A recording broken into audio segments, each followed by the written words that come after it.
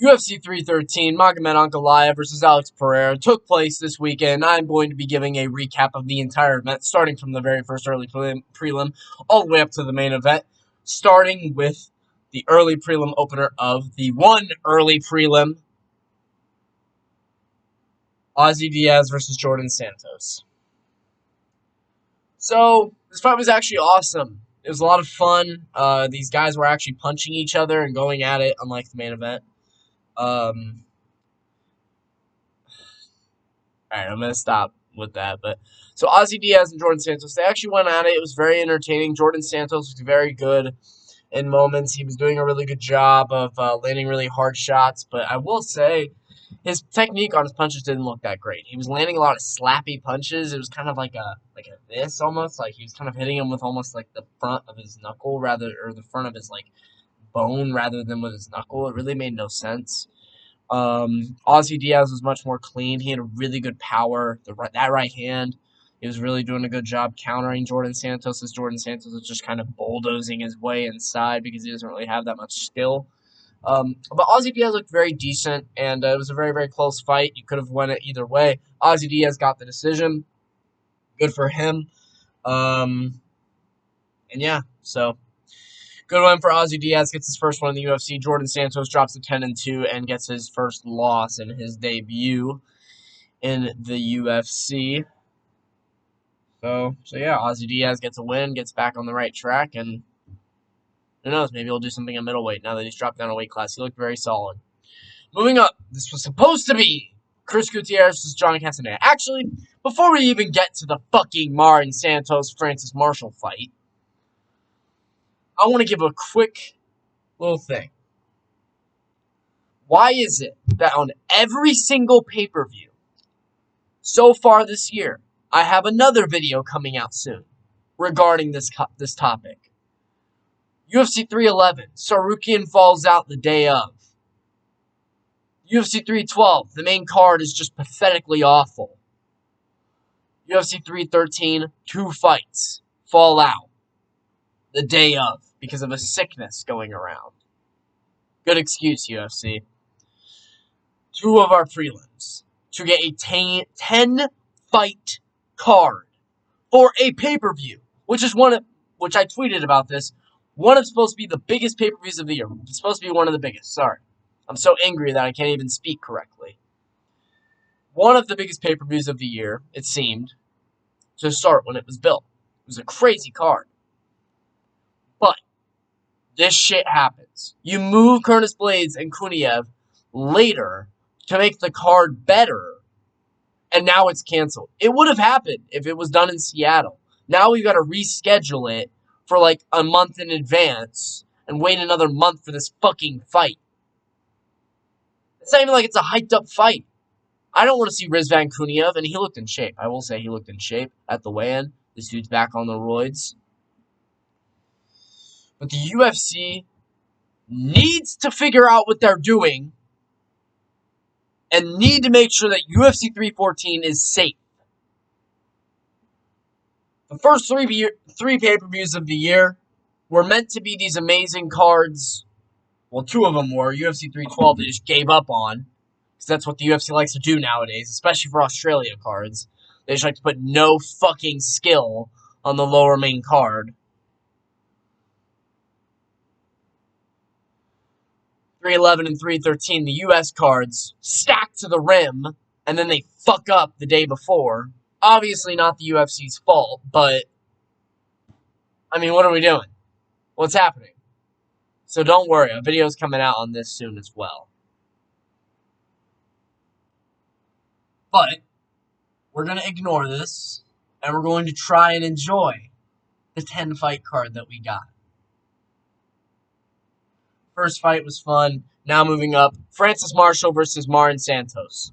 This is some foreshadowing of the judging that you're going to see later in the event of Alex Pereira and Magomed Ankalaev, but we're going to make some people mad with that one. Martin Santos versus Francis Marshall. Francis Marshall got robbed. Looks like my Spider-Man blanket. I did just throw this up because I forgot to throw it up for my Pereira Ankalaev video. Oops. looks really shit right now. It's pretty embarrassing, but I'm not gonna edit my videos because I'm too fucking lazy. Okay.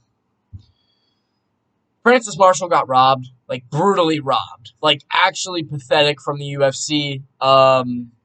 Pathetic from the judging, giving that to Marin Santos. I love Marin Santos too. He looked terrible.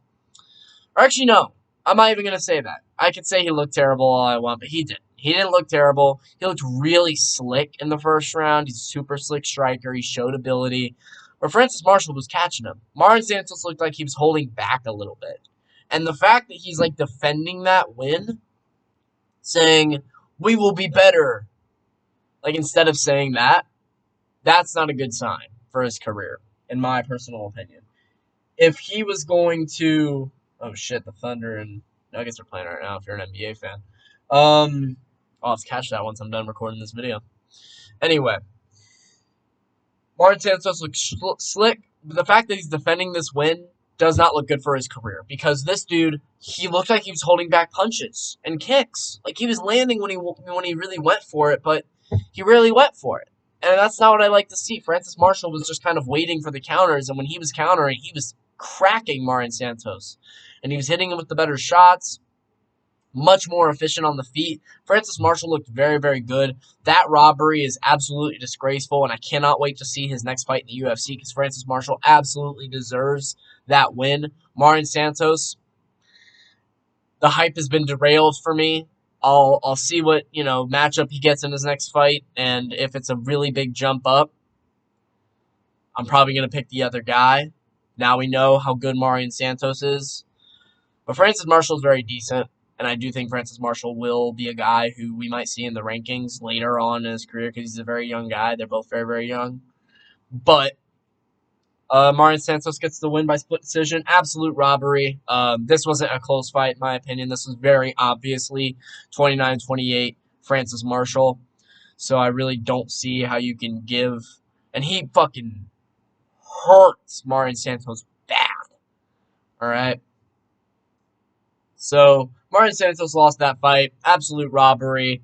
Francis Marshall won 2 rounds to 1. So I'm considering that a win on his record in my Tapology. But yeah. So, shocker! And we're already in the prelims, guys. Don't forget. What was next on the card? God, I don't even remember what fucking fight was next. It wasn't Holcomb Petrosian. It wasn't Joshua Van Ray-Soria. It was... Oh, my mic is falling over right now. I'm a mess, guys, right now. Alex Pereira losing absolutely broke my heart, so it's like I have no sort of kind of awareness of what's going on. Oh, yeah, Carlos Leal and Alex Morono. Guys, I was wrong. All right? I was wrong. Carlos Leal really looked good. He looked in shape. The acne on his chest was gone for the most part, so he actually did look like he wasn't, on the roids anymore, and he was still in really, really good shape. The trap flex at the weigh-in was fucking crazy. Yeah, that dude's a genetic freak, and Alex Morono is an even better genetic freak, built like melted ice cream. Morono didn't look terrible. Like, the fight was actually, decent, but then Leal just had so much more power, and when he rocked Morono had him where he wanted him, guys. He was getting that rope-a-dope moment, all right? You gotta let him that fight. Early stoppage. Alex Morono. This guy, he's good, all right? No, Carlos Leal's very, very good. That win over Renat for Kretinov, yes, it was a win. He got robbed. And now this KO win over Alex Morono looks really, really good. Did you guys catch that moment on the broadcast where Joe Rogan called Morono a monster at 170? They were like, since he's moved... They were like, people forget, man, since he moved up from 155, Morono's a monster now. Oh, my God. This dude is such a casual. Yeah, Alex Morono didn't look very good. And, yeah, I mean, Carlos Leal looked very, very good. I give this guy a really high unranked welterweight right now. Give this guy... He won that fight against Renat Kretinov, got robbed. He deserves a shot in a very good welterweight. I like a Randy Brown, something to that degree. He needs to get... Or Ezekiel Dos Santos, he needs to fight something like that to really prove his worth at the welterweight division. But Carlos Leal, really, really good first round TKO. You could call it the stoppage early, but Moreno was not really doing much. Moving up the card, Bruno Hulkfer versus Armin Petrosyan. So this fight, I didn't catch too much of it. I was kind of busy. And Bruno Ferreira, I will say Petrosyan was doing pretty well on the feet. I wasn't really expecting the submission from Bruno Ferreira, but good win from him. I feel like Petrosyan lets fights get away from him. I feel like he does well, and then there's just something that he lets happen, and he gets caught. And it's just like it's either by a punch or a submission. That's happened in his last couple fights now. And he's looking almost out of the UFC right now. Bruno Ferreira, I think, is very, very solid. That was a really impressive armbar that he got him with. I believe it was an armbar. Fuck, I really hope it was an armbar. I really hope I'm not a casual. Yeah, good win from Bruno Ferreira. That's all I'm really going to say from that. It was kind of an uneventful fight in my mind. Now moving up to the prelim headliner, because Curtis Blades and Rizvan got canceled. Joshua Van versus Ray Soria. Congrats, Japan. You got him around. All right? This fight, I called this fight perfectly. Joshua Van did exactly what I said he would. Outclassing Ray Soria on the feet. Absolutely schooling him. Dropped him in moments. Hurting him on the feet. Joshua Van was just piecing him apart. 127 total strikes, 59 for 97 on significant strikes. Ray Soria attempted 21 takedowns, only landed 4. Joshua Van's got really, really good takedown defense. He looked very impressive in that fight. But that fight went exactly how I thought it would. Congrats to Ray Soria for staying in there, though. I really am. He showed good toughness. He just needs to get better at imposing his skill set and he needs to get better on the feet. He needs to get more comfortable on the feet to be willing to stand and trade a little bit. And he just needs to get better in implementing his game plan against the high level of opponents at flyweight. But Joshua Van is absolutely top 10 talent at flyweight, so this isn't a shameful loss for Ray Soria. He will absolutely be back. And I do see him being a ranked flyweight prospect in the future. But Joshua Van, in my opinion, is a future title challenger at the least. He's only 23 or whatever, 24. Super young, super impressive, unbelievable boxing. Joshua Van looked fantastic. I'm excited to see him fight again, hopefully in 2 months, as he likes to do. Good win from him. Moves to 6-1 in the UFC. Absolutely should be in the rankings. Moving up to the main card. Oh, the opener. King Green, Queen Green, Bobby Green, my shitter of the night. I'm sorry, Bobby. You are in fact, my shitter of the night. And Mauricio Rofi is, in fact, my fighter of the night. Actually, I'm not going to give Bobby Green my shitter of the night because I have my shitter fight of the night. So, Bobby Green, I take that back. You are not the shitter of the night because I will have the shitter of the night for 2 people who had a fight on this card. Mauricio Rofi, my fighter of the night. He looked slick. He was pushing. He was the one who had the advantage in the striking. You could see it right away. Bobby Green was not having the same game plan that he likes to do. Rofi was the one moving him backward. He was marching forward. He was doing a really, really good job at imposing his skill set and his game plan onto Bobby Green. He was just keeping the pace slow. Man, he looks so much like Conor. I'm telling you, I told you all. He looks like Conor. This dude has the same style as a young Conor. And I mean, let's just talk about the fucking spinning heel kick. Arguably KO of the year. I screamed in the B-dubs. You guys watched my Alex Pereira Ankalaev video, which I'm going to rant about that fight in this video. My in-depth analysis will be in that video. Go check it out when I get to there. But Bobby Green versus Mauricio Rofi, that spinning heel kick, best knockout of the year so far, 110%. There have been some great ones. But that was absolutely KO of the year. And um, yeah, that was amazing. It was gorgeous, beautiful technique on the spinning heel kick, literally picture perfect. Caught Bobby Green right on the jaw, right near the temple, put him out cold badly, badly. Bobby Green, I tweeted that Rufy ended his career. He might have. Bobby Green, that one's not good, man. Especially after the Jalen Turner sleep. And then he goes out there, he beats Jim Miller. But again, Jim Miller's fucking 42 or whatever. I mean, Jim Miller's super old. And then you have the loss against Patty. And then now this one. It's not looking good for Bobby Green. If he does not retire, which I don't think he will, I think he'll fight again. It needs to be a much lower opponent. I really liked MMA, I believe it was MMA Theories on Instagram. Check them out. I literally have no relation to them whatsoever. I am an absolute. If you are watching this, check and you don't know who they are, check them out on Instagram. They post a lot of really good stuff and they post next matchups. And I believe it was MMA Theory. They posted King Green versus Matt Frivola. I really like that fight. Both vets who have been absolutely murdered in their last fights. So I think that would make sense. Next for Bobby Green, Mauricio Rufy deserves a title rank, or not a title, guys. He does. Not right now. Mauricio Rufy needs a guy in the rankings. I like BSD's fighting Yoel Alvarez. I don't think Grant Dawson is a matchup yet.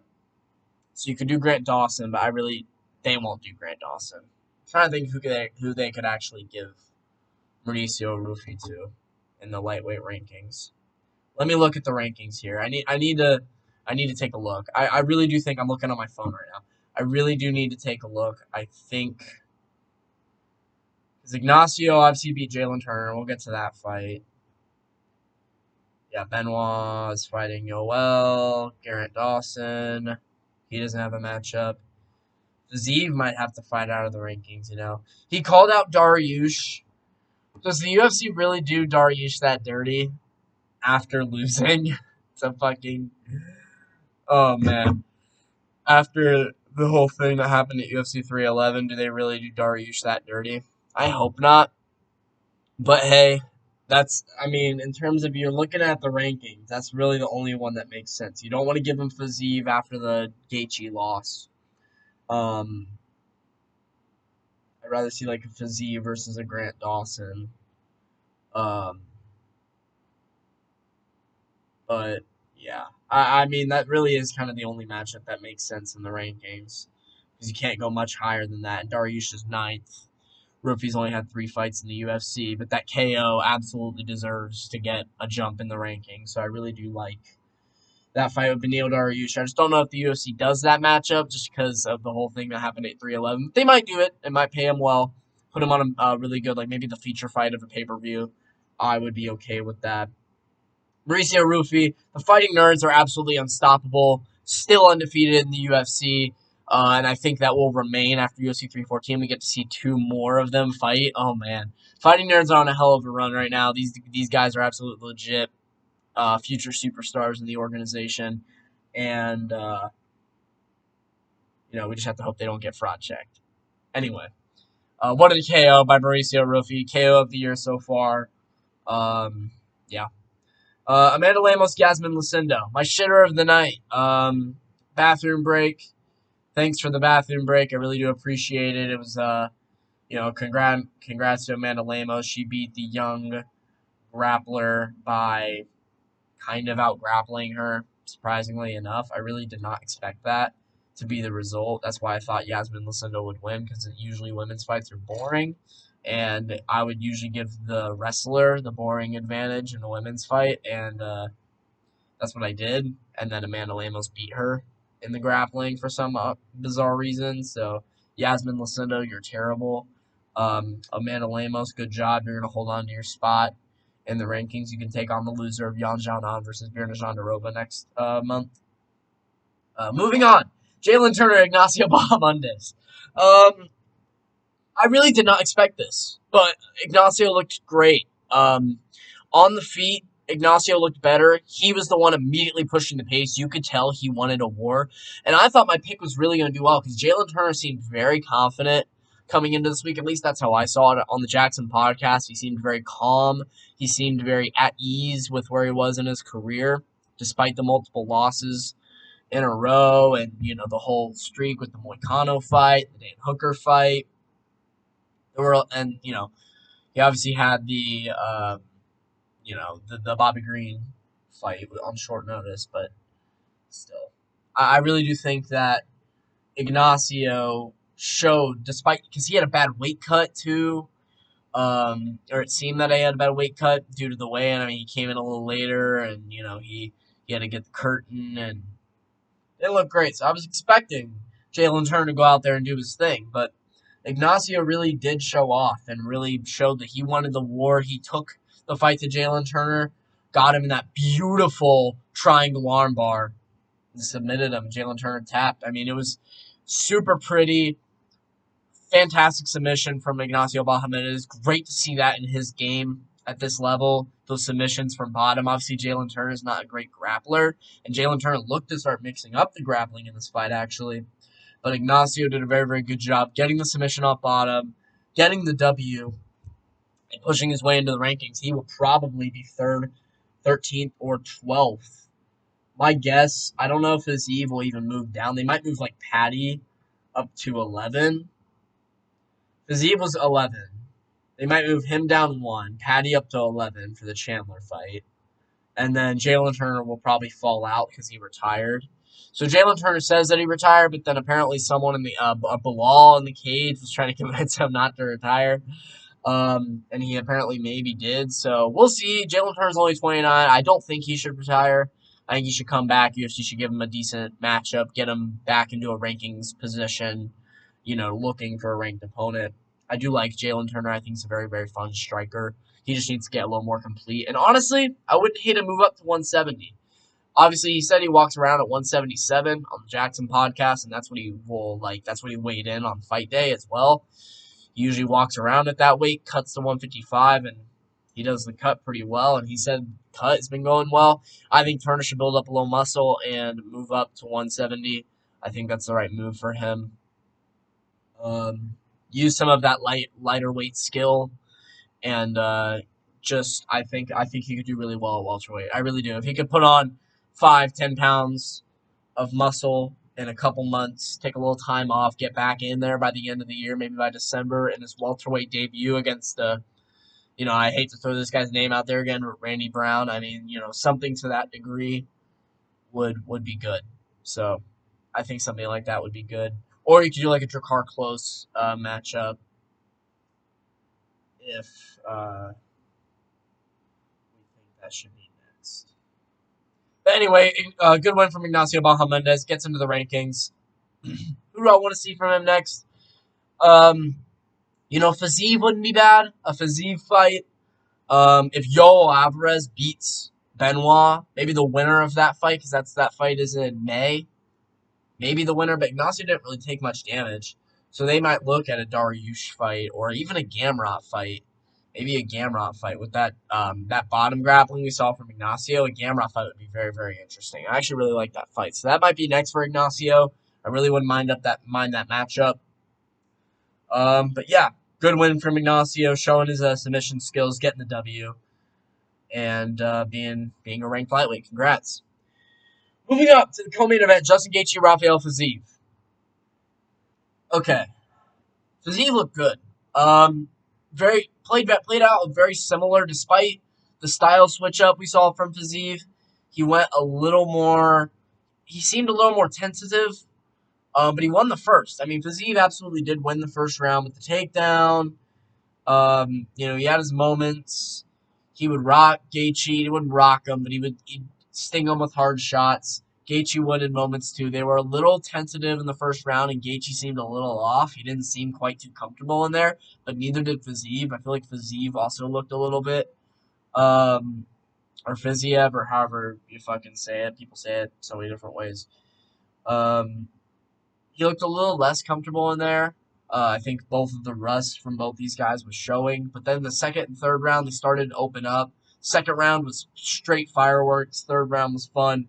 But I did see Gaethje winning those 2 rounds and getting the decision. 2-1 Gaethje. It was a good win from him. He looked good. Gaethje looked very good. That was round 2 was a throwback true Justin Gaethje performance. That was a very good Justin Gaethje performance, especially in the second round. He looked good. The fact that he doesn't want the Dustin Poirier fight really confuses me because that fight, I think, makes him the most money, and I think it's also the best fight for him right now. I mean, you can't really justify giving this dude a title shot, I wouldn't say, after the... I mean, he beats Fiziev on short notice, but that's not enough to give you a title shot. Not in the state that we're at. It was enough for Poirier because there wasn't really anyone else because Gaethje was coming off the KO, and Arman and Charles were fighting, and then there was just too much activity at lightweight. There's no activity going on right now, and there's Ilya moving up. So there isn't enough space for Justin Gaethje to get that same title shot preference that Dustin Poirier did last year. Gaethje needs another win. I think it's going to be Topuria and Islam for International Fight Week. I think that's the next fight. I don't think Aspinall Jones is going to get done by then. So I think that the main event will be Islam versus Ilya for International Fight Week in late June. That's just my guess, though. I'm usually very good at predicting what fights will come up, so don't tell me I told you so. If I don't know what the fuck I'm saying at this point. Jesus Christ, I'm so tired, guys. Gaethje needs another win. I want to see Arman versus Charles in a rematch in a 5-rounder for a title eliminator. And then I want to see Ilya versus Islam, and then I want to see Gaethje versus Dustin Poirier. In the trilogy fight, Gaethje said he might have broke his hand. If he did, then we're not going to see him back until closer to the end of the year, which I really am not happy about because I thought he walked out of that fight barely any damage. If he does not have a broken hand, August, New Orleans pay-per-view, Dustin Poirier, retirement fight, trilogy against Justin Gaethje. It's the perfect fight to make. Max Holloway versus Dan Hooker for the BMF belt. And then, because, if you're Gaethje, the only 2 fights that make sense for you, the Dustin fight makes the most sense, and if it's not Dustin, rebook Dan Hooker. But personally, what I want to see is Dustin versus Gaethje 3, and then do Max versus Dan Hooker for the BMF belt. Dan Hooker's coming off a win. It makes sense. Good win from Justin Gaethje. Put himself back into the title picture. He needs one more win to really get there. And maybe he can, if he beats Poirier, he can stall out. If he loses to Poirier, double retirement, I would say, in that fight. But hopefully there's an August pay-per-view. New Orleans. Main event, Dustin Poirier versus Justin Gaethje, 5 rounds, trilogy, retirement fight, potentially for the both of them, especially if Poirier gets a win. And then co-main event, Max Holloway versus Dan Hooker for the BMF belt. I think Max is going to fight at International Fight Week, though, because he tweeted something saying stay tuned, which I hope it's Dan Hooker. If it isn't, it might be Charles Oliveira. Don't be shocked if it is Charles. Maybe we see Arman versus Gaethje. I wouldn't hate that if they booked Charles against Oliveira. Arman Gaethje. Maybe they do Dan Hooker Dustin for Dustin's retirement fight. That's another way you could matchmake the lightweight division. But I think Arman Charles 2, 5 rounds, rematch, Gaethje Dustin trilogy fight, and then Holloway for Dan Hooker for the BMF belt. Main event. So I'm not going to go too in depth on this one. I'm not going to go too in-depth because I did record an entire video breaking down this fight, so I'm not going to break down the fight as I did in that video. So if you want to get a full round-by-round breakdown of their styles and, everything that happened in the fight, watch that video. I'm going to upload that one right before I upload this one. And so I'm just going to give a quick rant about this fight. I replied to an Instagram comment because I love doing that. And I said... Some dude said, the fact that being pushed on a cage is considered control time is a joke. I agree with that. 5 minutes of control time for Ankalaev for holding Pereira against the cage. Some dude said, this is MMA, not boxing. Just go watch kickboxing. I hate that shit. That is actually the dumbest shit I've ever heard. I fucking hate these dumbass takes. This is MMA. Yes, it's MMA. We want to see grappling. We want to see offensive, true grappling. Aggressive grappling. This is a cage fight. Guys like Islam, Charles, Dricus, Tom Aspinall. These guys go out there, even John. Except when he was, off the roids against Thiago Santos and Reyes and Anthony Smith. But we're not going to talk about that. Even those guys attack submissions. They push for the submission. They push for a finish. They are true fighters. They will strike on the feet, and if they go to the ground, they're going for your head. They're going to put you unconscious. Those are fighters. Those are champions. Those are fan favorites. Those guys grapple, and we love it because they are great fighters and they go for the submission. These guys like Ankalaev and Bilal and Merab. And Pantoja goes with the Islam group. Pantoja does a fantastic job at attacking submissions, trying to put you out, rather than just controlling you against the cage, stalling out fights, letting clock run out because he's not a true fucking fighter. He's a pussy who can't do anything except hold you against the cage after he fails a fucking takedown and knee you against the thigh.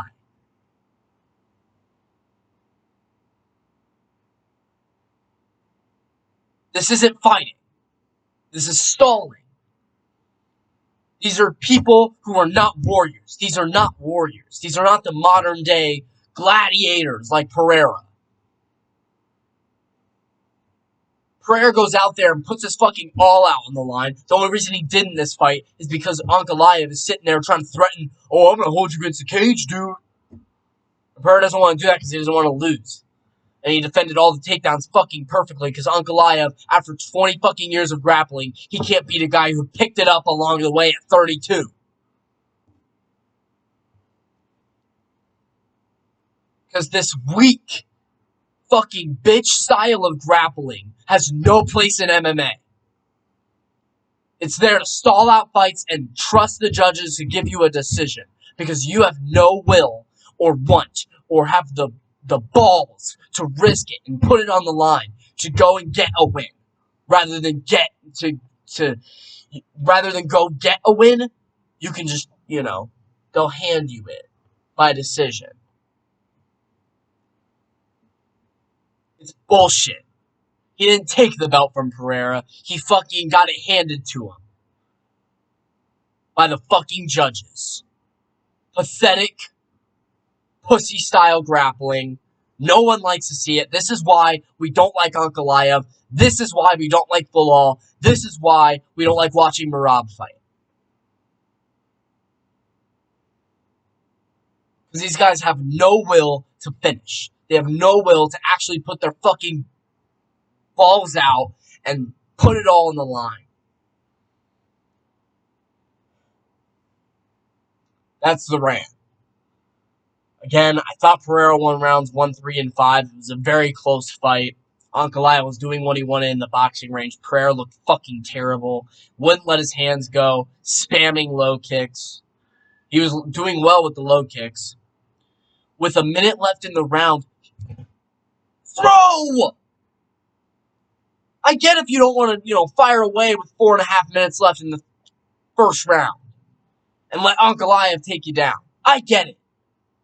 But if there's a minute to 30 seconds left in the round, if Ankalaev gets you down, who gives a fuck?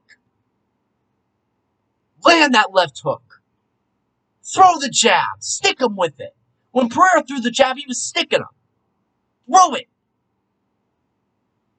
Throw the counter right. When Ankalaev fucking plods his way in and gets low for the boxing range, Pereira was fighting down to Ankalaev. That was another issue. Pereira was doing the same thing that Holloway did to Topuria. And that Holloway does to Volk when they fight. He's sitting there, and Ankalaev bending his knees and getting into the boxing range, trying to get him with that straight left and the check hook. And Pereira is fighting down to his level. That puts you in a perfect position to get caught. Pereira, you're not a boxer. You're a kickboxer. Fight like one. He does in all of his fights, besides that one. It's so infuriating. And it's because Ankalaev's threatening him with holding him against the cage. Because that's warrior stuff, I guess. In this sport that we all love. That's the stuff that gets rewarded. I'm done. Go watch my fucking Ankalaev Pereira fight if you want an actual recap of like a true breakdown of their fight. But I had to kind of get my little crash out on camera. All right. And if you don't agree with that, and if you like watching this shit, you like watching Ankalaev stall and hold you against the cage, and same with Bilal, go fuck yourself. Thank you all for watching. That's it for me. 2 more videos coming out this week. I'll see you later.